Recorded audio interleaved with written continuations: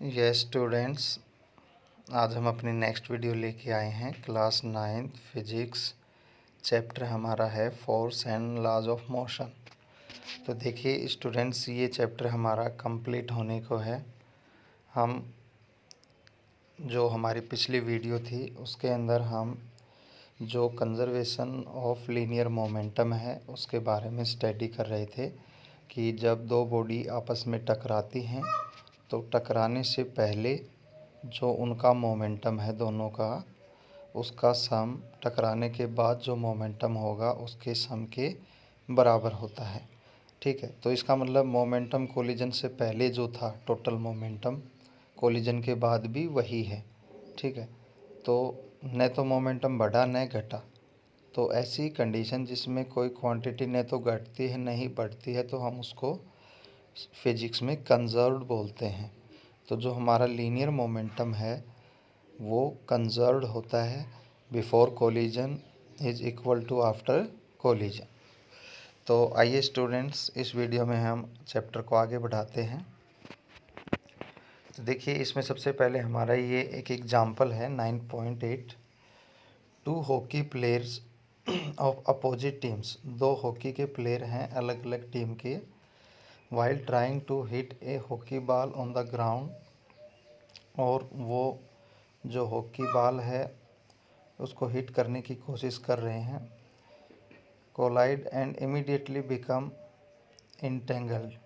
ठीक है, और जैसे ही ग्राउंड के ऊपर ग्राउंड से टकराए उसको उन्होंने है वो हिट कर दिया। One has mass of 60 kg and was moving with velocity 5.0 metre per second. एक का जो मास है वो 60 किलोग्राम है और वो 5.0 मीटर पर सेकेंड की वेलोसिटी से मूव कर रहा है।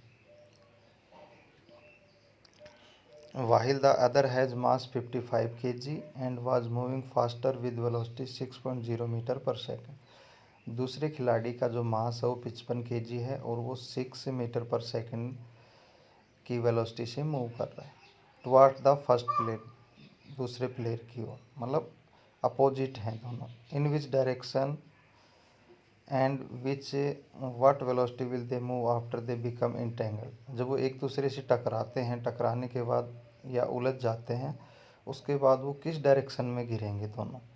Assume that the frictional force acting between the feet of the two players and ground is negligible. जो फोर्स ऑफ फ्रिक्शन है हम उसको नेग्लेक्ट कर देते हैं।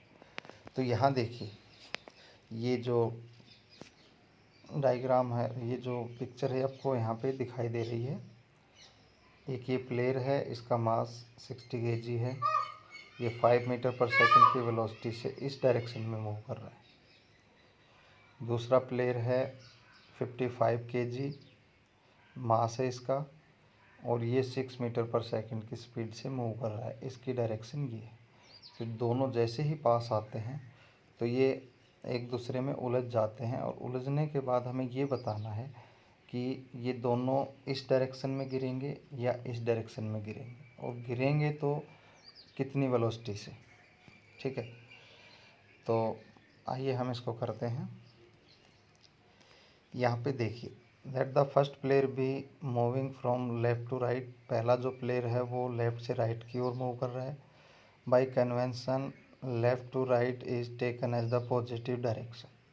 ठीक है, न्यूमेरिकल को करने के लिए हम ये मान लेते हैं भी लेफ़्ट टू राइट डायरेक्शन है ना मोमेंटम कि वो पॉजिटिव है, and thus right to left is the negative direction, और लेफ़्ट टू राइट जो राइट टू लेफ़्ट है वो नेगेटिव। ऐसा क्यों है स्टूडेंट्स?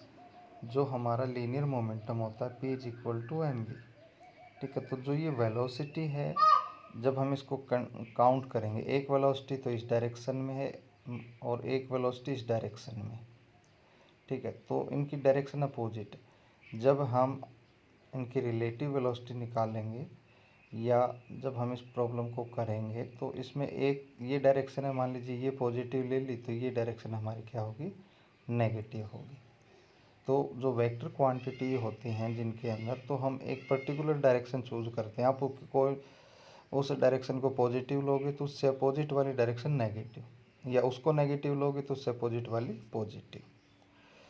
तो यहाँ से if symbol m and u represent the mass of initial velocity of the two player respectively, यहाँ पर जो u है वो तो इनिशियल वेलोसिटी है, ठीक है, पहले की u1 दूसरे की u2, और जो m1 m2 वो उनके मासेस हैं, ठीक है। तो यहाँ पे सबसे पहले आप क्या करोगे, m1 यहाँ पे जो गिवन है वो चीज़ हम लिखते हैं 60 kg, इसकी u1 इनिशियल वेलोसिटी ये हो गई, m2 इसकी इनिशियल वेलोसिटी ये हो जाएगी। टकराने के बाद वो जिस वेलोसिटी से जिस डायरेक्शन में मूव करेंगे वो उनकी फाइनल वेलोसिटी होगी, ठीक है। तो यहाँ पे सबसे पहले आपके पास देखो मास और वेलोसिटी दो चीज़ दे रखी हैं, तो आप इनडायरेक्टली समझ जाते हैं कि मोमेंटम हमें गिवन है। तो यहाँ पे आप क्या करेंगे, total momentum of two player before the collision, उनके टकराने से पहले उनका टोटल मोमेंटम क्या होगा, ठीक है। तो जो मोमेंटम होता है P is equal to m u, mass और वेलोसिटी, तो पहले का हो जाएगा 60 मल्टीप्लाई बाई प्लस इसका 55 मल्टीप्लाई बाई माइनस, क्योंकि एक वेलोसिटी पॉजिटिव ली तो डायरेक्शन अपोजिट होने की वजह से दूसरी हम नेगेटिव लेंगे, तो ये हमारा आ जाएगा -30 kg मीटर पर सेकेंड। अब जैसे ही वो टकराते हैं, ठीक है, if v is the velocity of the two entangled players after the collision the total momentum, then जैसे ही दोनों टकराते हैं तो वो एक ही वेलोसिटी से आगे गिरते हैं और उनका मास है वो जुड़ जाता है। तो जब हम उनका मोमेंटम निकालेंगे तो मोमेंटम हमारा p is equal to M V, ठीक है। तो मास दोनों का, जब दोनों एक साथ गिर रहे हैं तो दोनों का मास जुड़ जाएगा m1 प्लस m2, और वेलोसिटी सेम है तो ये v, तो ये हमारा हो जाएगा total linear momentum after collision, ठीक है। अब ये हमारा है 115 मल्टीप्लाई बाई वी, ये हो गया, तो यहाँ पर ये v है, ठीक, वहाँ पे हम सारी वैल्यू रखते हैं तो -30 आता है। तो अब आप लोग जब law of conservation of linear momentum है उसको जब यूज़ करते हो तो वो हमारा क्या होता है, total linear momentum before collision is equal to total linear momentum after collision. जब आप इसको कंपेयर करते हो तो आपकी v आ जाती है -0.26 मीटर पर सेकेंड। तो entangled players would move with velocity 0.26 metre per second from right to left, ठीक, क्योंकि जो पॉजिटिव वेलोसिटी है वो हमने राइट टू लेफ्ट ली थी और नेगेटिव लेफ्ट टू राइट, तो ये राइट टू लेफ्ट आएंगे, ये जैसा कि आप यहाँ पे देख पा रहे हैं। तो ये काफ़ी इंटरेस्टिंग क्वेश्चन है, इस तरह के क्वेश्चन काफ़ी आते हैं। तो स्टूडेंट्स ऐसे और भी अगर आपको क्वेश्चन दिखते हैं तो उनको करने की कोशिश करें। ये हमारे कुछ क्वेश्चन हैं। If action is always equal to the reaction, explain how a horse can pull a cart. जो एक्शन फोर्स है वो हमेशा रिएक्शन फोर्स के बराबर होता है, तो एक्सप्लेन करें कि एक घोड़ा है वो गाड़ी को किस प्रकार से खींचता है, ठीक है, जो तांगा होता है घोड़ा गाड़ी, तो उसके अंदर आप उसको एक्सप्लेन करके बताएं कि एक्शन और रिएक्शन फोर्स क्या है। सेकंड है explain why is it difficult for a fireman to hold a hose which ejects large amount of water at a high velocity. देखिए जब कभी आग लग जाती है किसी बिल्डिंग में या कहीं पे, तो जो फायर ब्रिगेड आती है तो उसमें जो फायरमैन होता है, जो उसकी होज मतलब जो पाइपलाइन होती है उसमें बहुत हाई प्रेशर से पानी निकलता है, तो उसको पकड़ना बहुत ही मुश्किल हो जाता है। इस वजह से उसको 2 या 3 व्यक्ति उसको पकड़ के आगे की ओर ले जाते हैं। तो ऐसा क्यों। और थर्ड क्वेश्चन है रिकॉल ऑफ वेलोसिटी का। From a rifle of mass 4 kg a bullet of mass 50 gram is fired with an initial velocity of 35 metre per second. तो calculate the initial recoil velocity of the rifle. तो students इसके बाद fourth question है, two object of masses 100 gram and 200 gram are moving along the same line and direction with velocity of 2 metre per second and 1 metre per second respectively. दो object हैं जिनका mass given है और वो same direction में move कर रहे हैं। एक की वेलोसिटी 2 मीटर पर सेकंड है, दूसरे की 1 metre per second. They collide and after the collision, वो एक दूसरे से टकराते हैं और टकराने के बाद the first object move at a velocity of 1.67 metre per second. तो पहला जो ऑब्जेक्ट है वो 1.67 मीटर पर सेकंड वेलोसिटी से मूव करता है। तो determine the velocity of the second object. तो स्टूडेंट्स, ये हमारे 4 न्यूमेरिकल्स हैं, आप इनको करने की कोशिश करें। अगर कोई भी डाउट आता है तो कमेंट्स बॉक्स में जाएं, ठीक है, तो हम आपको उसका सॉल्यूशन देंगे। तो पहले आप इनको खुद करके देखें, नहीं आते हैं तो फिर हम इनको करवा देंगे, ठीक है। तो इसी के साथ आपका चैप्टर कंप्लीट हो गया है। ये आपके हाईलाइट हैं, व्हाट यू हैव लर्न, आप लोगों ने क्या सीखा है, ठीक है। तो यहाँ पे आप देख पा रहे हैं, एक बार हम इसको दोहरा देते हैं। फर्स्ट लॉ ऑफ मोशन आपने सीखा, क्या होता है? An object continue to be in state of rest और of uniform motion along a straight line unless acted upon by a unbalanced force. आपने फर्स्ट लॉ के बारे में जाना कि कोई बॉडी अगर रेस्ट में है तो रेस्ट में ही रहेगी, यूनिफॉर्म मोशन में है तो यूनिफॉर्म मोशन में ही रहेगी स्ट्रेट लाइन के अलोंग, ठीक है, जब तक कि आप उसके ऊपर कोई अनबैलेंस फोर्स नहीं लगाते हैं। तो हमने फर्स्ट लॉ ऑफ मोशन के बारे में जाना। The natural tendency of object to resist a change in their state of rest और uniform motion is called inertia.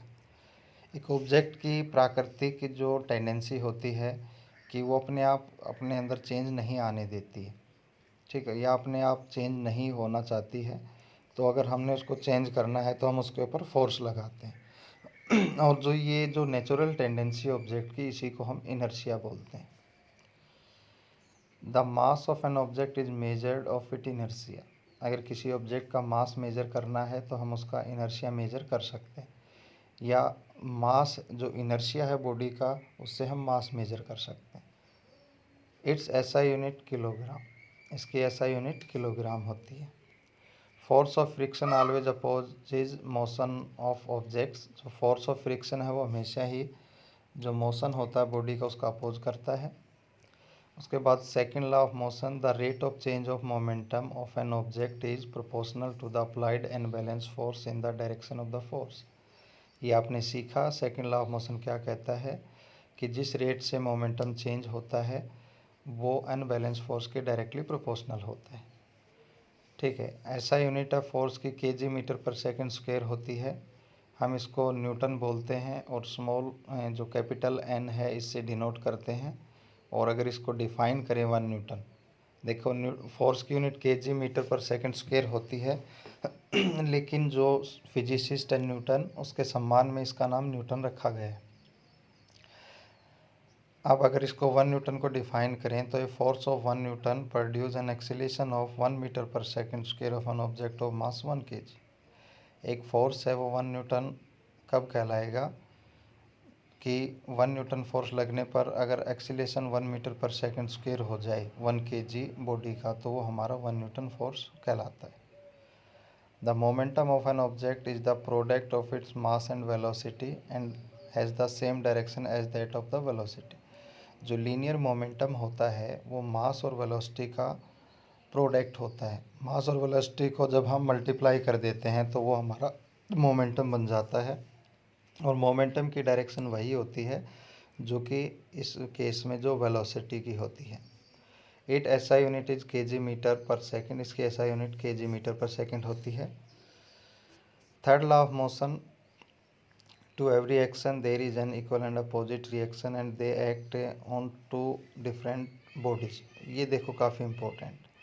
Third law of motion क्या होता है कि किसी बॉडी पर हम जैसा एक्शन करेंगे तो उसका बिल्कुल अपोजिट हमें रिएक्शन मिलेगी, और जो ये एक्शन और रिएक्शन फोर्स होता है ये डिफरेंट बॉडीज़ में होता है। मतलब 2 बॉडीज़ का होना ज़रूरी है, एक बॉडी पर ही एक्शन रिएक्शन नहीं होता है, ठीक है। तो इसके अंदर 2 बॉडी इन्वॉल्व होती हैं। और आप इससे आप दैनिक जीवन में एक बात भी सीख सकते हैं कि जैसा आप अगले से व्यवहार करोगे तो वो अगला भी आपके साथ वैसा ही व्यवहार करेगा। अगर आप उसको मीठा बोलते हैं, अच्छा बोलते हैं, तो वो भी आपको अच्छा बोलेगा। अगर आप उसको रूडली बोलते हैं तो वो भी आपको रूडली बोलेगा। ये हमारा लॉ है फिजिक्स का, थर्ड लॉ ऑफ मोशन जिसमें हम ये चीज़ सीख पा रहे हैं। In an isolated system the total momentum remains conserve. अगर कोई सिस्टम आइसोलेटेड है, कोई एक्सटर्नल फोर्स नहीं लग रहा है, बाहर से कोई इंटरफेयर नहीं है, तो टोटल मोमेंटम है वो कंजर्व रहता है before collision is equal to after collision. तो स्टूडेंट्स, ये जो व्हाट यू आर लर्न, ये सारे पॉइंट आप अपनी फेयर कॉपी में नोट करेंगे और आपके जो ऊपर जो चार न्यूमेरिकल्स हैं इनको भी करने की कोशिश करें। आते हैं तो ठीक है, नहीं फिर हम इनको सोल्व करेंगे। आप कमेंट्स बॉक्स में बता सकते हैं अगर आपकी कोई प्रॉब्लम है तो स्टूडेंट्स, आपका जो force and laws of motion जो चैप्टर है ये कंप्लीट हो गया है। अगली वीडियो में हम इसके जो एक्सरसाइज क्वेश्चन हैं उनको डिस्कस करेंगे। तो आज के लिए इतना ही, मिलते हैं आपको नेक्स्ट वीडियो में। तो वीडियो को लाइक करें, शेयर करें। अभी तक अगर आप लोगों ने हमारा चैनल सब्सक्राइब नहीं किया है तो सब्सक्राइब करें। Thank you.